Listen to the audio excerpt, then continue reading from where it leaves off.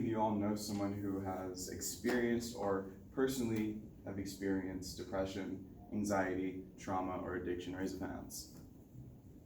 Thank you.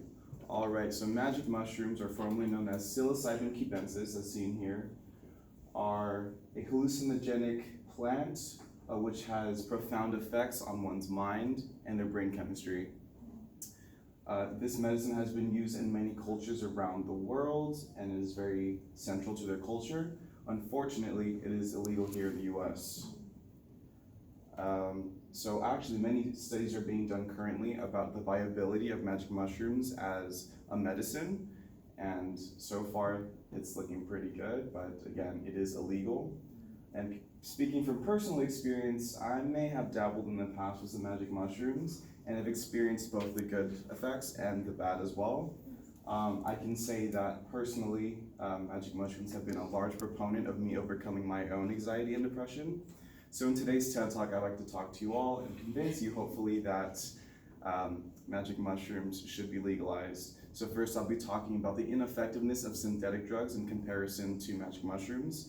Then I'll move on to the stigma associated with it, and lastly, I'll move into the first step towards legalization. Oh, all right, oops, that is that.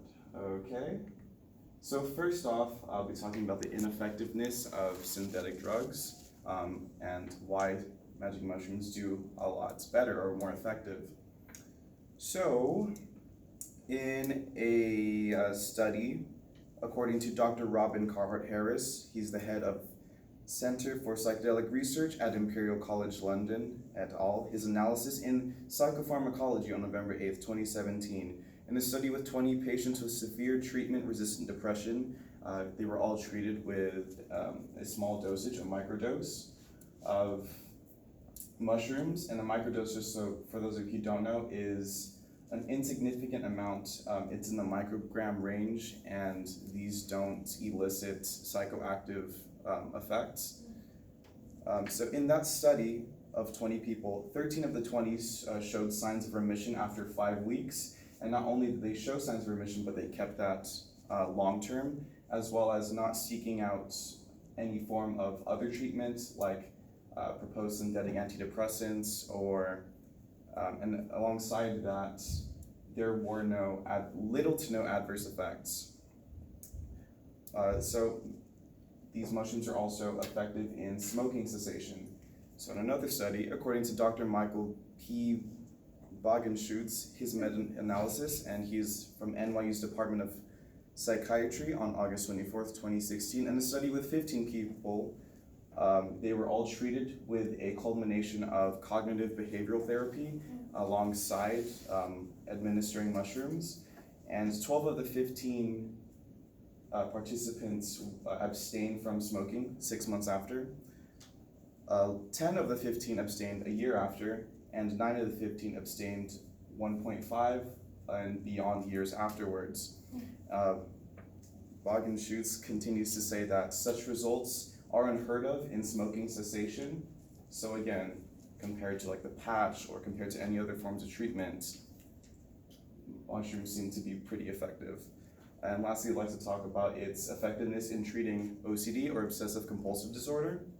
So according to Dr. James Allen Wilcox, professor of clinical psychiatry at the University of Arizona on November 3rd, 2014, in a case study, an individual talked about how he had used magic mushrooms to put his OCD tendencies at bay for several years.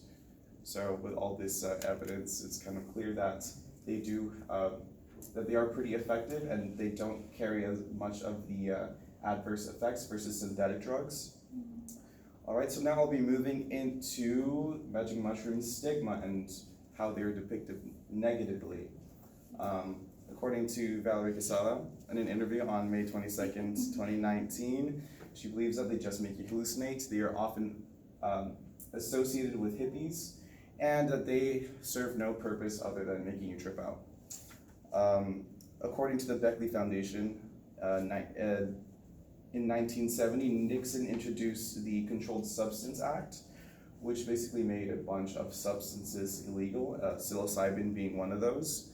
However, according to History.com on August 21st, 2018, Nixon's domestic policy chief, John Elrich, said that his ulterior motive was actually to antagonize the anti-war left and minorities at the time.